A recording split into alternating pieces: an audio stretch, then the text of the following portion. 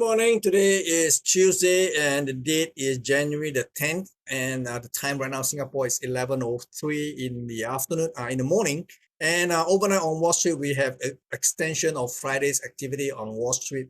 Basically, Friday, the market reacted on the non-farm payroll to the upside. And yesterday's, at least in the first half of trading in New York, we saw the price continue to extend higher based on the momentum that it has acquired on Friday.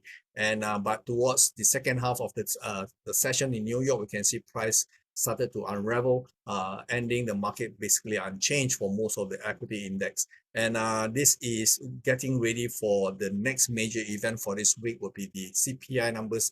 In fact, this week itself, we have a lot of countries releasing the CPI numbers. So going forward for this week, I think today and tomorrow market will just be basically marking for time, except that today we have the a speech by the Fed chairman I'm not sure where he's speaking from, but there will be a speech that the market will be looking for clues as to what he may say about the future of interest rate, at least for the next FOMC meeting. But when you look into his past history, when he talk about monetary policy, he does not throw us any curveball. He has been a very straight talker so far. He has mentioned that interest rate is going to stay high and for longer, and there's no prospect of him cutting interest rate this year. So I think that will be the main thrust of his message again. So like I said, there will be no earth-shaking kind of revelation tonight. So while the market is looking for towards this speech that he's supposed to give tonight, but like I said, there will be no earth-shaking kind of information we can actually peel from his speech itself. So like I said, over the next 48 hours, I think the market will be hanging on, getting ready for the CPI release on Thursday. Okay, so that will be the headline for this entire week. So we can see that on the Dow Jones, we see the market actually climb back to the 61.8% retracement from 34,712 to as low as 32,573. So yesterday, the pullback here at 33,000, just under 34,000, was exactly where the 61.8% retracement was. And you can see the market actually end up with a reversal pattern. Although it is not very big, this is a 4 hours time frame, but it does cause the market to pull back. Okay, so over in the S&P 500, we see basically the same thing. The market did not quite reach out to the 61.8% retracement. You can see the higher was 4,100, the low is 3,761, and the pullback here at just under 4,000 was just beneath the 61.8% retracement. Didn't quite get there, but again, the market comes back down. Okay, so over in the Nasdaq, we saw the exact same thing. Just that the market could not even go up to the 50%. It only reached the 38.2% at 11,313 and then started to come back down. And yesterday, I took advantage of this to went short the Nikkei, the Nasdaq 100. So we will want to see whether it can actually sustain over the next 48 hours. Maybe if the market can come down substantially, maybe I will try to pare down my position getting into the CPI numbers. Hopefully that will be the game plan. We'll see what happens next. Over in Hong Kong, we can see that the market has stopped rising. We can see yesterday high in the Hong Kong market was 21,487, and today the market is basically just hanging on there. This is only the second day of the opening of the borders between China and Hong Kong. So the sentiments in Hong Kong is currently very buoyant, and definitely it's not a good time to go in and count and try to sell this index. This counter trend rally is actually quite aggressive, and there's every likelihood it will go even higher to 22,118, which is my target right now. Okay, now over in the Shanghai Composite Index, we can see the prices also mimic what we see in Hong Kong, although it doesn't have the same kind of aggressive movements to the upside. Market high yesterday was 3,186, way below the December high of 3,225. So at this current rate itself, the market only retraced back 78.6%, 78.6%, which is another Fibonacci number. For those who are technically inclined, the market always retraces to various levels. First, we have the 23.6, which is very, very shallow. Then we have 38.2%, then followed by the 50%, which is very, very common. And the other common relationship will be 61.8. Now, 78.6 is a little bit rare, but it is also possible for the market to go up all the way to retrace all the way to 78.6 and then meet some resistance or meet some support, depending on whether it is retracing to the downside or retracing to the upside. So in this case, the market was down, now it's pulling back up. So the retracement, this is called a technical rebound, and it has met its resistance at the 78.6 resistance for time being. Okay, we will see. Okay. Then over in Nikkei, we can see the prices actually opened with a gap to the upside, went up to as high as 26,322, and then now you can see that prices is sliding to come back. And if the market ends here at the 4 hours mark, then possibly we can get a reversal signal here, which is quite obvious here. Okay, so do watch out for further prices, possibly to the downside for the Nikkei 225, because this market has already traced out a 5-wave pullback, decline, sorry, a 5-wave decline. And if it is a 5-wave decline, technically the market has the tendency of doing a 3-wave rebound back to the 4th wave of one lesser degree, which is this current level at 26,630. So even if the market pulls back, there is a possibility it will try again, and the area of vulnerability will be 26,630 in any kind of subsequent rebound. Okay, so this will be an area to watch. Now, over in currencies, we can see dollar yen continue to slide based on the momentum that we saw on Friday as a result of the non-farm payroll. After the release of non-farm payroll last Friday, we can see dollar generally has been coming down, and yesterday's the market continued based on the momentum that we saw on Friday. Basically, it's trading to the downside, but there was no major move. The market was actually quite controlled. You can see there's a bunch of prices here, so it was relatively well controlled. So we can see that the price has been trading downwards within this price channel here. So the bias is definitely to the downside for now. We will have to see how far it will go. There's a lot of people who were saying that maybe the market can go down to 126. Some even say 121. So let's take one level at a time. The immediate level it must break is the 129.5, which we saw on last week on Tuesday itself. Okay, so on sterling, as because the dollar has been retracing downwards, so everything else would have to rebound. So we can see the rebound in the currencies has been very aggressive. So we can see sterling is a good example. The market took out an overhead resistance and never quite looked back all the way to 122.13, 122.11. So the market right now is at the mid of this rising channel here. So sometime in the channel, if you take the midpoint can either act as a pivot, either as a support or resistance. In this case, this is acting as a resistance. So we can see the market is struggling near the midpoint of this rising channel here. So if the market do slides back, hopefully it can hold at this previously resistant, now possibly turn support line. Okay, so that will be nearer to the lower end of this channel. So hopefully we can see some support here, and then maybe the market will try to go up again. Okay, so over in the euro versus the dollar, it is even stronger than what we saw in sterling, because it took out the December high, which is 107.36. Yesterday high was 107.61. So again, the market is approaching the midpoint of this rising channel. So as the market try to go up, maybe this rising channel midpoint here may act as some kind of resistance like what we saw in the sterling versus dollar. And if there's going to be any kind of pullback, hopefully it will either hold at the bottom of this rising channel or maybe near the resistance now and support. Okay, over in the Aussie dollars, we also saw a relatively robust rally all the way to just under 70 cents. Market went up to a high of 69.49 cents, and we can see this is relatively bullish. We can see that the market wants to go up, so let's allow the market to seek its level before we come to some kind of conclusion as to whether we want to trade on the long side or the short side of dollar. Okay, so this is the dollar versus Canadian. Now this is one of the outliner, because I was actually, prior to this week, I was actually holding on to I was actually having a bullish view.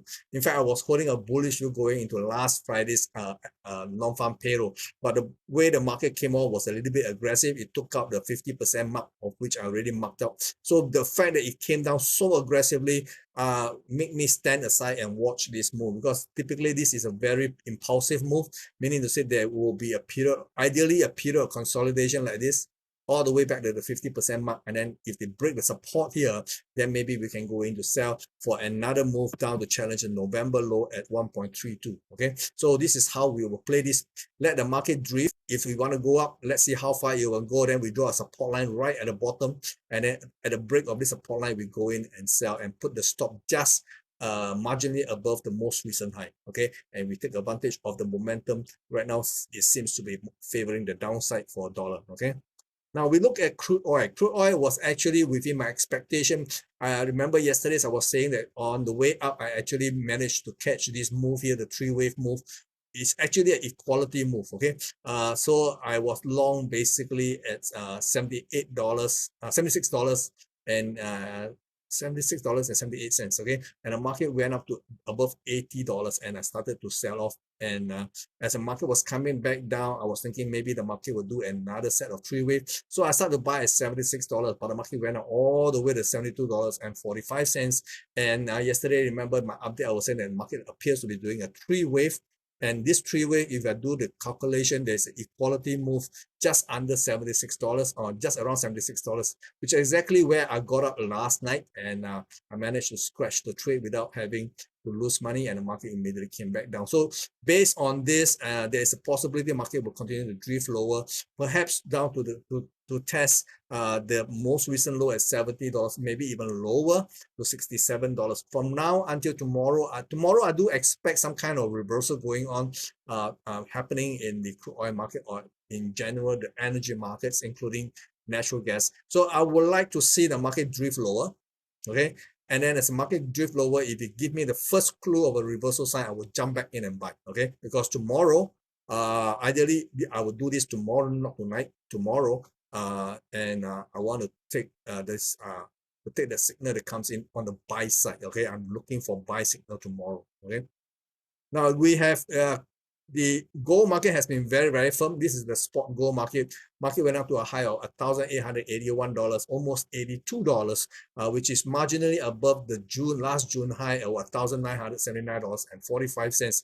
But you notice that the market did not close above this previous the last year June high of 1,879.45. Okay, it has managed to go beyond but did not quite close above. Okay, so that gave me an inkling that maybe in the short term we may see some kind of pullback, and if there's going to be a pullback, ideally we can see a deeper pullback, not just a marginal pullback. If the market cannot break this near-term support line, that would mean it is a very shallow pullback. Okay, ideally I would like to see some kind of more decent pullback, ideally to come and test the December low, but we will have to see how the market reacts as it comes nearer to the support line here, if it happens. Okay, definitely I'm not going to buy at this current level. I'm very, very bullish on both silver and gold, but at this current level, it's a no-go for me. Okay, silver managed to pull back a little bit deeper than gold. You can see that silver did not do a high, did not so you can see the high traded was $24.13. So this high here is $24.55, was actually traded at the beginning of the year itself. So we can see prices is doing this move here. There's a very good chance it will break below this rising channel. It may or may not be significant, but we will see how far it will go. If I do a simple three-wave pullback, then maybe there's a chance the market will go down to $22.70 or to maybe to as low as $22.30. This would be a great level to see if there's going to be any kind of reversal signal on the buy side, and if there is, then maybe it's time to go back in to buy again. But until it happens, we will have to watch. Okay.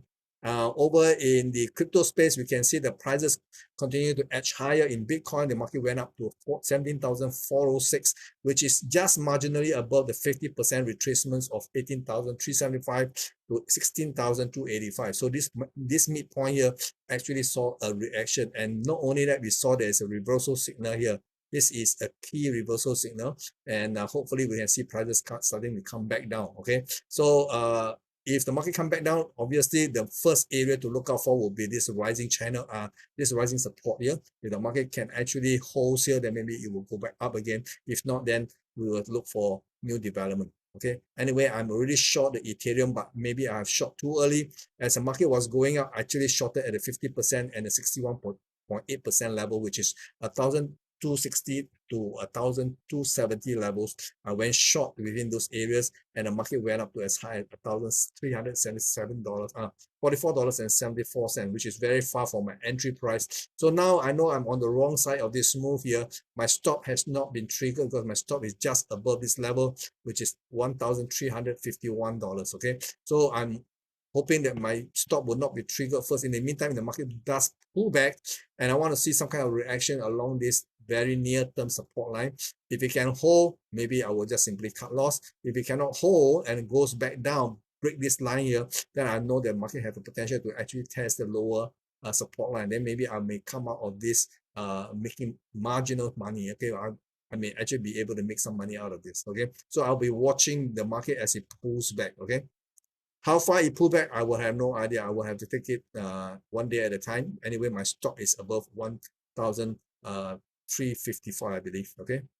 Ethereum is also pulling back. There was hardly any major move to the upside. The market only managed a high of 0.3580 and then starting to pull back. Moreover, the market is very near this technical resistance line here. So this upside is actually quite limited. Possibly the market may actually come back down. Okay, if you draw this support line here, okay, this is a very near-term support line. If you can hold it, hold, cannot hold, I think it may come back down again. Okay, we'll have to see how market reacts. Over and Binance coin, we can see the market actually reacting at the 61.8%, 61.8%, which is a Fibonacci level. So market actually had a high of $284.10, and then it is coming back down. Let's see what kind of reaction we get at the near-term support line here.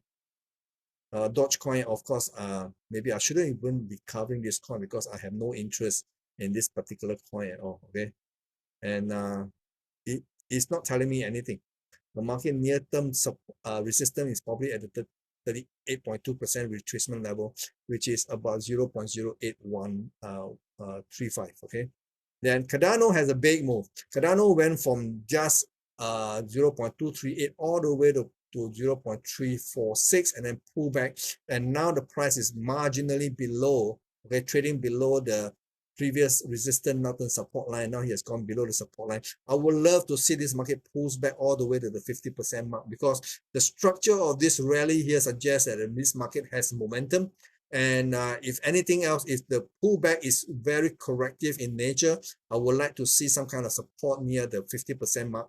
And if I get some kind of a reversal signal along this line here, which is about 0.292, then maybe I would take my chance to go in and buy this thing and put my stop just under the most recent reaction low here and take my chances for a challenge of this 0.346. Okay, Solana also starting to pull back, but it's not as deep as what we saw on Cardano. So, but by and large, you can see the structure is very, very similar. The market here suggests that it is getting ready to go up. Okay, after a mysterious fall below $8, now the market is above $17. So we can see the current market price is about $15.77. So based on this pullback, we see maybe the market can drift all the way to test this near-term support line, and I want to see some kind of reaction. Ideally, maybe the way it is moving, I may not be able to see a 50% pullback. Maybe I can hope, the best I can hope for is perhaps the 38.2%. Okay.